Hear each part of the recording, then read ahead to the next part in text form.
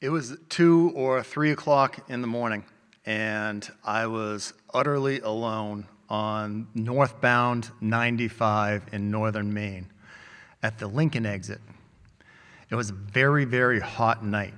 The humidity was very high and condensation covered everything.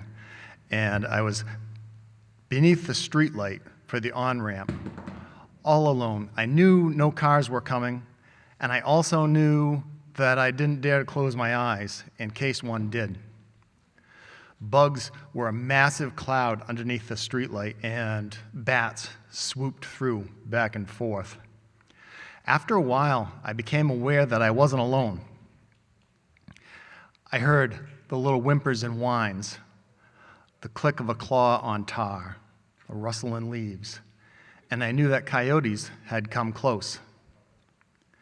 The eastern coyote as a species is virtually non-existent. They're almost all coy dogs. When we killed all the wolves, coyotes started to grow to fill that ecological niche, and they're big enough to take down a deer, and they often do. I've seen a half-eaten deer in the woods, and I've also been aware for a long time that those canine species often start to eat their prey before they're dead, and I was scared. And as they got closer and closer, I became more and more afraid. But there was nothing to do. I didn't have a weapon. I certainly couldn't leave the small protection of the circle of light. I was utterly alone. Finally, ahead of me, at the barest edge of the circle of light, I saw a tiny blur of gray-brown fur, and I knew that that was a feint. If you see one coyote in front of you, that means there are more around you. That's always true. And I knew that they wanted to see if I was packing heat. They wanted to know if I was predator or if I was prey. And I was not packing heat. And then I became terrified. There was nothing to do, but I couldn't do nothing. So I stood up to my full height, and I strode to the very middle of the circle of light, directly beneath the spotlight, and I surprised myself when I started to sing. I don't know if I was in key, but I do know that my voice surprised me with its strength and clarity. Desperado, why don't you come to your senses? And I couldn't see the coyotes, but it seemed to me that they were moving just a little bit less. And I continued to sing. As I sang, I became aware that this was not unusual behavior for me at all. That this is what I do when I'm scared. I seek the spotlight. From, parents fighting, and you say, hey, look at me, to not knowing how to negotiate a conversation.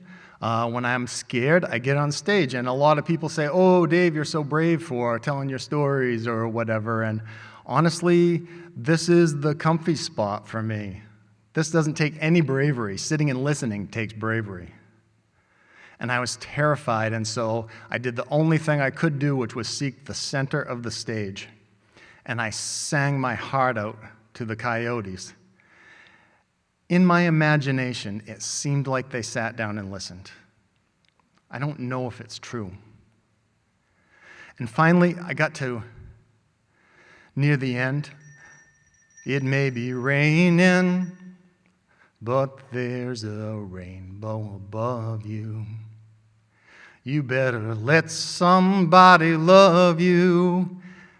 And I sang that, and I meant it, and I knew it was advice to me because the coyotes had each other the whole time. And I finished my song, and I stood in the circle of light, and I wept at how utterly alone I was. And I wept, and at some point the coyotes went away. And I stood right there, and sometime later, half an hour later, maybe 45 minutes, I heard them howl in the distance. And it sure felt like they were talking to me. It sure felt like they were singing for me. And I howled back, and my howl was, "Thank you." And a short time after that, the sun came up, and then a car came, and he took me home. Thank you.